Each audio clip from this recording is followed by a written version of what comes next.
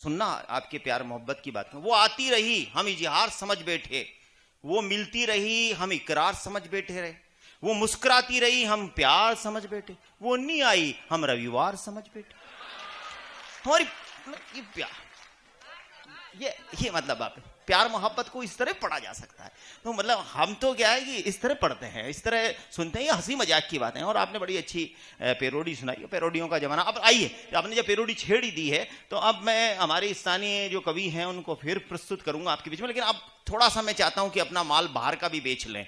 तो आइए अब आपको बाहर की दुनिया में चलते हैं, जहां से हम एक ऐसे कवि को आपके बीच में आमंत्रित करने जा रहा हूं। अगर आप लाफ्टर देखते होंगे, वाह भाई वाह देखते हैं, वाह वाह देखते होंगे, तो आप उसे पहचान जाएंगे। उसका अपनी स्टाइल है, अपना काम है, अपना एक अलग प्रकार की उसकी दुनिया है। मैं उस कवि को आपके बीच में लाना, मेरे को एक दिन मिल गया एकदम रो रहा। मैंने कहा ये क्या कर रहा है, क्यों रो रहा है, कागज हाथ में। मैंने कहा ये क्या है, बोला लव लेटर है। मैंने अरे खाली की कागज तो खाली है। बोला बहुत दिनों से बोलचाल बंद है। मैं उस कवि को बुला रहा हूं, इतना इंटेलिजेंट कवि को आपके बीच में बुलाने जा रहा हूं। उसकी अलग हास्य की मस्ती है, कस्ती है, अलग चित्र है, अलग चरित्र है। वो कोई और नहीं, मध्य प्रदेश का लाफ्टर फ्रेम विजय विचित्र है। जोरदार तालियां बजा दीजिए विजय विचित्र के लिए।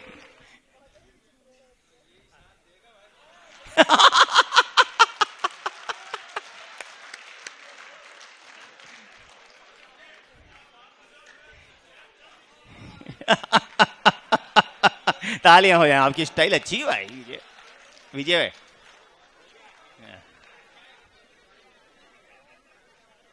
आत्मनिर्भर भारत, हम किसी पर निर्भर नहीं है।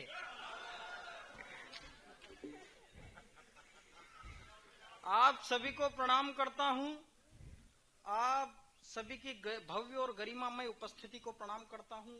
मां शारदे को प्रणाम करता हूं, आदरणीय पवार साहब को प्रणाम करता हूं, मंच को प्रणाम करता हूं, सभी को सत सत नमन वंदन प्रणाम करता हूं। दादा आपको विशेष प्रणाम करता हूं। दादा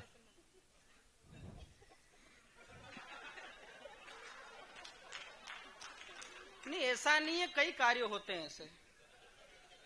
बहुत बढ़िया साहब, टोंक की धरती पर पहली बार आया हूं। पहली बार इसलिए आया हूं क्योंकि मेरे को पहली बार ही बुलाया गया है। नहीं मतलब पहले बुलाते तो मैं पहले भी आता। और साहब कहां बुलाया हमको, टोंक, जहां पहले से ही इतने अच्छे अच्छे कवि विराजमान है। क्या टैलेंटेड माणक चंद सोदा, माणक चंद सोदे का कोई पता नहीं है।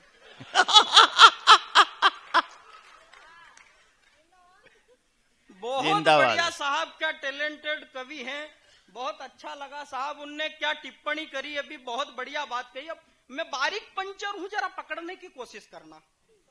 बारीक पंचर, बहुत बारीक पंचर हूं, ध्यान देना। उन्होंने कहा कि मेरे पिताजी शक्ति बैलेंस करते हैं, पावर बैलेंस, शक्ति बैलेंस करते हैं। और क्या गजब का उदाहरण दिया, उनके उदाहरण के लिए ताली बजाना चाहिए आपने। कि एक बाल्टी यदि इधर के हाथ में है तो खंदा नमता है, इसलिए दो रखी उनने। साहब वो दूसरी पीढ़ी थी, जुआर और शुद्ध भोजन करने वाली पीढ़ी थी, जिनमें शक्ति थी तो दो रख ली।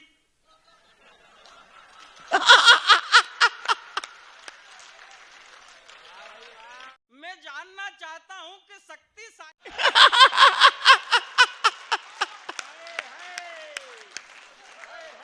वाह, हालांकि गलती इनकी नहीं है। अब मैं ये जानना चाहता हूं कि भाभी जी ने एक बाल्टी रख रखी है, क्या वो बैलेंस कर रही है या आप ही बैलेंस कर रहे हैं? पूरा सदन जरा जोरदार ताली बजाए।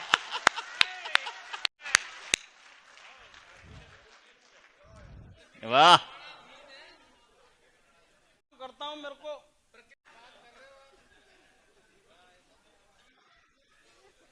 साहब सरकार बदलते ही लाइसेंस खत्म है और अब कोई संभावना नहीं है क्योंकि बैलेंस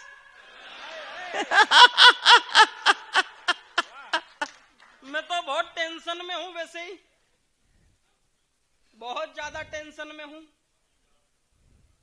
क्योंकि मुख्यमंत्री शिवराज सिंह चौहान ने मेरी बहुत दिन से सगाई नहीं हो रही थी साहब, मेरी सगाई नहीं हो रही थी। मुख्यमंत्री शिवराज सिंह चौहान ने जैसे ही लाडली बहना योजना चालू की वैसे ही मेरी सगाई जयपुर में हो गई। लड़की वालों ने कहा, मेरे पिताजी ने कहा कि 29 वर्ष का हो गया हमारा बालक, लेकिन उसके लिए लड़की देख रहे हैं, आज तक किसी ने लड़की नहीं दी, आपने कैसे हाँ कर दिया? बोले बात कोई खास नहीं है, तुम्हारे वहां लाडली बहना के 1250 रुपए महीने के डलते हैं। बस वो 1250 रुपए के चक्कर में हम राजस्थान से लड़की मध्य प्रदेश में दे रहे हैं। अब साहब टेंशन ये कि सरकार, मैंने चुनाव में बहुत मदद की साहब शिवराज सिंह चौहान जी की कि डबल से सरकार आए, शिवराज सिंह मुख्यमंत्री बने और फिर लाडली बहना के 1250 रुपए डले तो मेरी सगाई बरकरार रहे, मेरी शादी भी हो। मेरा दर्द देखना साहब, सरकार बनी, बहुत मेहनत की, लेकिन मुख्यमंत्री बदल गया। जैसे ही मुख्यमंत्री निपटा सगाई भी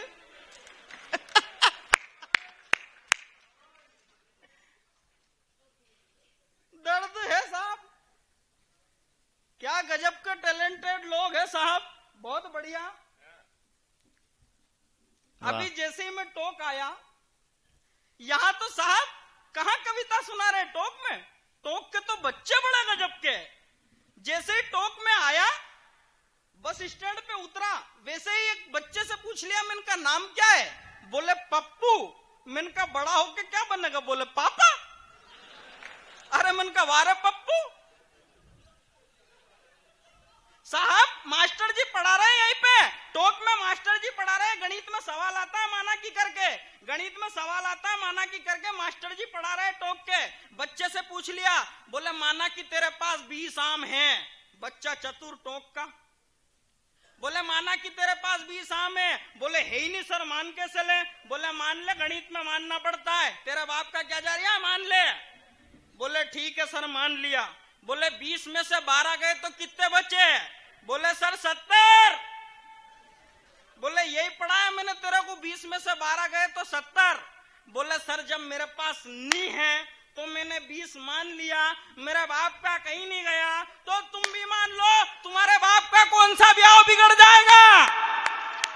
परिस्थिति भाई साहब, कुलदीप भाई साहब बच्चे बड़े गजब के टैलेंटेड हो गए। कुलदीप भाई साहब के बच्चे को कह रहे हैं, कुलदीप भैया बोले तेरे रिजल्ट का क्या हुआ? बोले वो सांसद जी का लड़का फेल हो गया। बोले तेरे रिजल्ट का क्या हुआ? बोले वो सचिन पायलट का लड़का भी फेल हो गया। बोले तेरे रिजल्ट का क्या हुआ?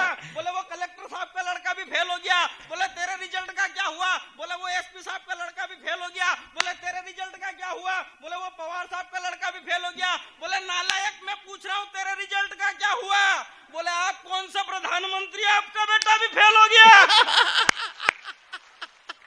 यह परिस्थिति भाई साहब कुलदीप भैया ने एक दिया कनपटे में उठा के, बोले नालायक फेल हो गया। वो तिवारी जी की लड़की को देख 12वीं में 80%, वो शर्मा जी की लड़की को देख 75%, वो यादव जी की लड़की को देख 90%। बोले पिताजी आप चुप रहो, उन तीनों को देखने के चक्कर में ही 3 साल से फेल हो रहा हूं। ये परिस्थिति भाई साहब गजब का टैलेंटेड। और बच्चे तो क्या, वो पवार साहब के साथ रहते धर्मेंद्र भैया साहब, पवार साहब ने बुक करा मेरे को 21 तारीख के लिए, 21 तारीख के लिए बुक करा। धर्मेंद्र भैया का रोज फोन जा रहा, बोले विजय भैया कहाँ हो? मैंने कहा यार मैं अभी इंदौर हूं। बोले याद है ना 21 तारीख शाम 7 बजे टोक? मैंने कहा बिल्कुल पहुंच जाऊंगा। फिर दूसरे दिन फोन आया, बोले विजय भैया कहाँ हो? मैंने कहा अभी मैं सतवास हूं। बोले याद है ना आपको 21 तारीख शाम 7 बजे टोक कवि सम्मेलन? मैंने कहा बिल्कुल पहुंच जाऊंगा। साहब कल फिर फोन आया, बोले विजय भैया कहाँ हो? मैंने कहा यार भोपापुर में हूँ, कवि सम्मेलन में, भोपावर में कवि सम्मेलन में। बोले याद है ना आपको 21 तारीख तो। फिर फोन आया शाम को, बोले कहाँ हो? शाम को 8 बजे। बोले कहाँ हो? मैंने कहा यार घर पे हूँ, खाना खा रहा हूँ। बोले याद है ना 21 तारीख तो। फिर रात के 10 बजे फोन आया, बोले विजय भैया क्या कर रहे हो? मैंने कहा मोबाइल चला रहा हूँ। बोले याद है ना 21 तारीख तो। मैंने कहा ठीक है आ जाऊंगा यार। रात के 3 बजे बोले विजय भैया क्या कर रहे हो? मैंने कहा लुगाई को गरुड़ पुराण सुना रहा हूँ, तेरे को सुनना हो तो आजा। साहब परिस्थिति ऐसी, क्या गजब के टैलेंटेड लोग हैं साहब। और ये इनकी क्या बात करें, बुजुर्ग गजब के टैलेंटेड, बुजुर्ग गजब के टैलेंटेड साहब। जैसे ही मैं अभी टोक बस स्टैंड उतरा, वैसे एक दद्दू मेरे को घूर घूर के देख रहे। एक बार देखा मैंने कहा जान दो, 2 बार देखा मैंने कहा जान दो, तीसरी बार में मैंने दद्दू से पूछ लिया, मैंने कहा चक्कर क्या है, ऐसे घूर घूर के क्यों देख रहे हैं? बोले नहीं बताऊं। अरे मैंने कहा बताना तो पड़ेगा। बोले नहीं बताऊं। मैंने कहा बताना तो पड़ेगा। बोले नहीं बताऊं। मैंने कहा बताना तो पड़ेगा। बोले कहीं बताऊं तुम्हारी शकल हमारी लुगाई से मिले। ऐसा कैसे हो सकता है, कुछ तो अंतर होगा। बोले सिर्फ मूंछों का अंतर। मैंने कहा मैं तो मूंछ रखता ही नहीं हूँ। बोले वो रखती है। परिस्थिति भाई साहब, वो दीदी कह रही थी अभी, बोले वो दादा को देखो चश्मा साफ कर लिया, मेरे को देखने के लिए। कहना चाहता हूँ जा रही हूँ तो तुम दूसरा कहो कुछ। फिर भी कहना तो पड़ेगा कि बच के रहना इन राजस्थान के बूढ़ों से, बच के रहना इन राजस्थान के बूढ़ों से। अरे कच्ची सुपारी तोड़ देते हैं चिकने मसूड़ों से। साहब क्या गजब के टैलेंटेड लोग। एक मित्र आया मेरे पास, बोले मेरे 6 बच्चे, 4 का तो नाम रख दिया, 2 का समझ में नहीं आ रहा। मैंने कहा पहले 4 का बताओ। बोले पहले का धरणीधर, दूसरे का गिरधर, तीसरे का चक्रधर, चौथे का मुरलीधर। मैंने कहा 5वें का रख दे इधर, 6ठे का उधर, 7वां पैदा मत कर सुधर। पूरा सदन जरा जोरदार ताली बजाए तो अपन कवि सम्मेलन की शुरुआत करते हैं। वाह साहब कहते पेरोडी कैसे? वाह सामने अभी पकड़ना जरा ये दीवाने कुर्सी के 1 2 3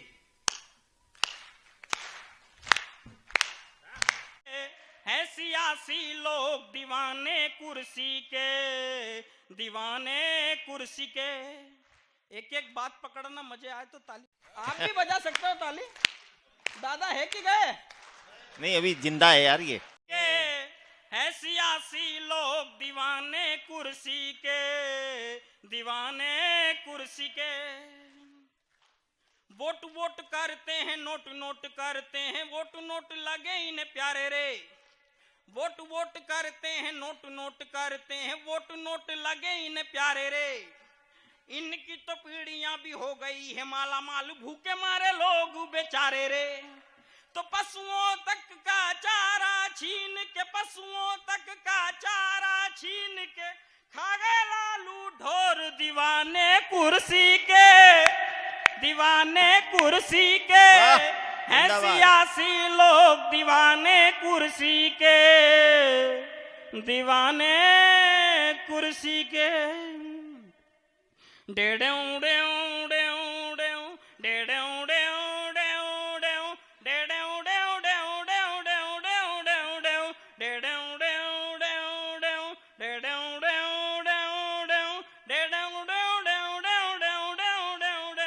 पूरा सदन जब तक ताली नहीं बजाकर रात भर ऐसे ही करूंगा।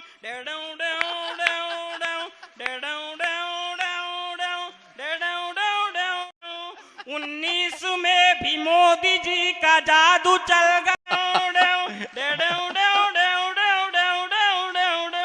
आप भी ताली बजा सकते हैं मालिक साहब। ये डेढ़ जब भी करूं मैं ताली बजाना है मेरा कोड वर्ड है।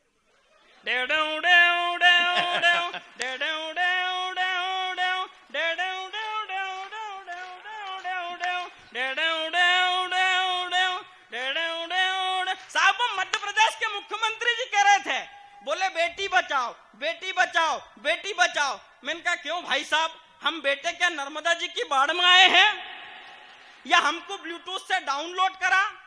नहीं मतलब करा क्या? बोले एक बेटी पढ़ लेती है तो घर के 4-4 लोगों को शिक्षित करती है, एक बेटी पढ़ लेती है तो घर के 4-4 लोगों को शिक्षित करती है। मन का उसके चक्कर में 40 छोरे फेल हो रहे जो।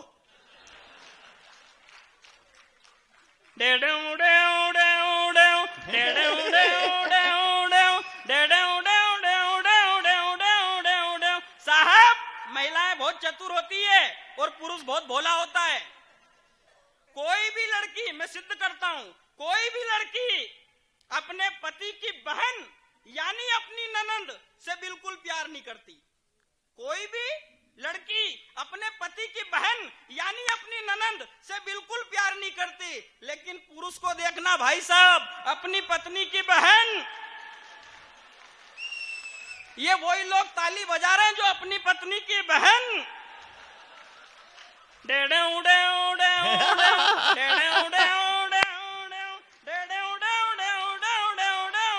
लाफ्टर। साहब महिलाओं को देखना कितनी चतुर होती हैं। ये टोक के मार्केट में जाएंगी, वो 150 रुपए के चप्पल खरीद के लाएंगे और पूरे मोहल्ले में बताएंगे, जीजी देखना, जीजी देखना, अभी लाई 1200 की।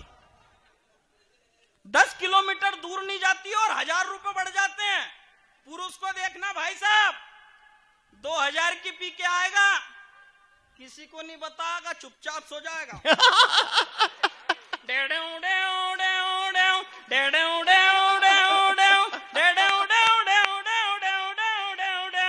19 में भी मोदी जी का जादू चल गया, 23 में भी मोदी जी का जादू चल गया। धीरे ही बोल। साइकिल भी हुई पंचर, हाथी कुचल गया।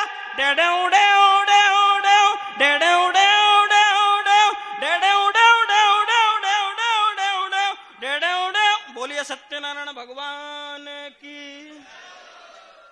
साहब आपके यहाँ तो टोक के कलेक्टर महोदय, एसपी महोदय बैठे, मैं उनको प्रणाम करता हूँ, बहुत बहुत प्रणाम करता हूँ। बहुत बढ़िया अधिकारी है और कलेक्टर साहब तो बहुत बढ़िया अधिकारी होते ही है। हमारे देवास जिले के कलेक्टर साहब भी बहुत बढ़िया अधिकारी है साहब। लेकिन हमारे कवियों का ठिकाना नहीं है। एक मास्टर गवर्नमेंट टीचर कवि सम्मेलन करने जाना, कलेक्टर साहब से छुट्टी मांगने पहुंच गए। बोले साहब मेरी मां मर गई है, मेरे को छुट्टी चाहिए। फिर 15 दिन हो, फिर पीछा चला जा, बोले मेरे पिताजी मर गए हैं, छुट्टी चाहिए। फिर 15 दिन हो, 5-6 महीने हो, फिर चले जाए, बोले साहब मेरे पिताजी मर गए, छुट्टी चाहिए। साहब फिर चले जाए, बोले मेरी माताजी मर गई है, छुट्टी चाहिए। साहब एक दिन कलेक्टर साहब ने ध्यान दिया, बोले क्यों रे, ये बता तू 2-3 साल से छुट्टी लेता जा रहा है, तेरे माता पिता है कितने रे?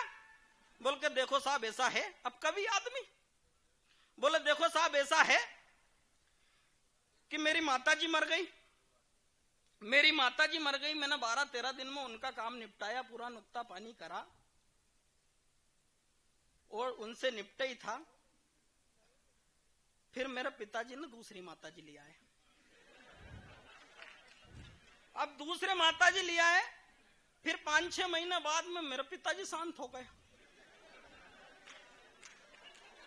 मैंने उनका कामकाज निपटाया, फिर वो जो मेरी दूसरी माताजी थी उनने दूसरे पिताजी लिए।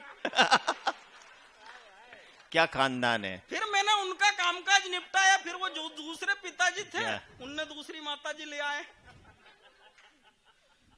फिर उनका कामकाज निपटाया, वो दूसरी माताजी ने फिर दूसरे पिताजी ले आई। अब ये माता पिता चलते रहेंगे जब तक पूरा सदन ताली नहीं बजाएगा। तो दूसरे माताजी ले आई, फिर उनने दूसरे पिताजी लिया। कलेक्टर साहब गुस्सा आ गई, बोले नालायक, अब कोई तेरे खानदान में और भी कोई बचा है क्या? बोले हाँ साहब 2 और बच्चे हैं, उनका भी इंतजाम पुख्ता कर दूंगा और अब मरने की रास्ता नहीं देखूंगा, जीते जी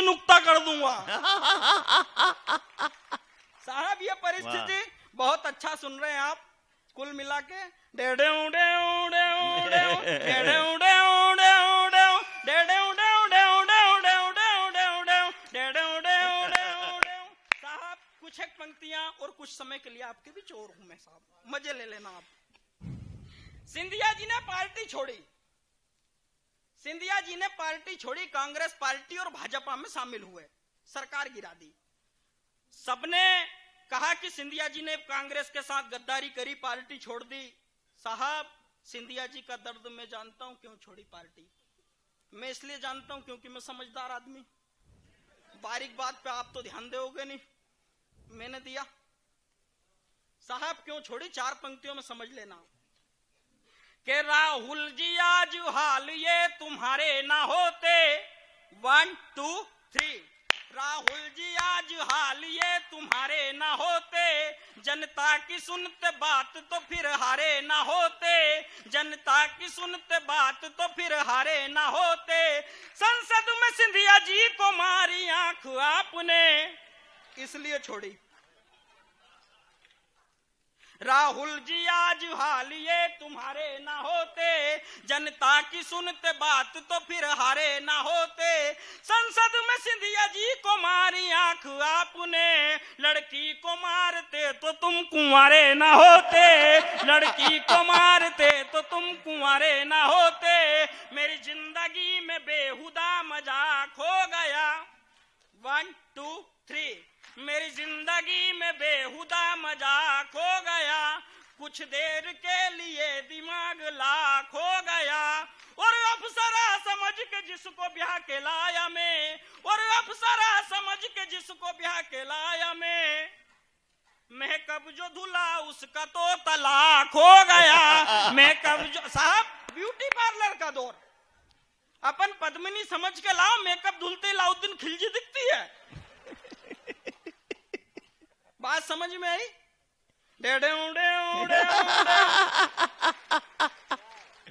साहब ये कंडीशन है कि अचानक से मुझे लड़की एक हसीन दिख गई, अचानक से मुझे लड़की एक हसीन दिख गई। वो काली स्याही से मेरी तकदीर लिख गई, वो काली स्याही से मेरी तकदीर लिख गई, वो काली स्याही से मेरी तकदीर लिख गई। सोचा था उसके प्यार में बनवाऊंगा मैं ताज, सोचा था उसके प्यार में बनवाऊंगा मैं ताज। पार्लर के खर्च में ही सब जमीन बिक गई, पार्लर के खर्च में ही सब जमीन बिक गई। कहते हैं बहुत लड़कियां बहुत नाम कर रही है, बड़ी लड़कियां बहुत नाम कर रही है, लड़कियां गोल्ड मेडल लेके आ रही। अरे लड़के कौन से कम है, गोल्ड फ्लैग लेके आ रहे। साहब कुछ एक पंक्तियां निवेदित कर देना चाहता हूं। कहते हैं कि लड़कियां बहुत नाम कर रही है, साहब कहा कि हम लड़कियां बहुत आगे हैं। साहब 4 पंक्तियां निवेदित करना चाहता हूं कि सच बोलता हूं ये कोई फसाना नहीं है। 1 2 3 अंतिम पंक्तियां तालियों में सुन लेना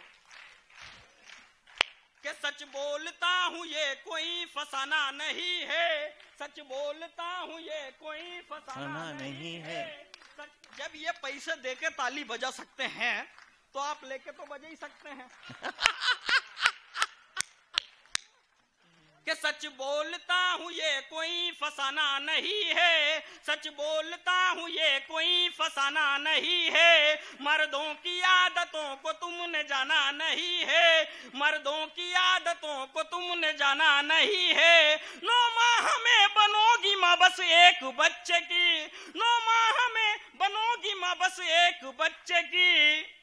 हम कितनों के बने बाप ये ठिकाना नहीं है, कितनों के डेडे उड़े उड़े उड़े डेडे उड़े।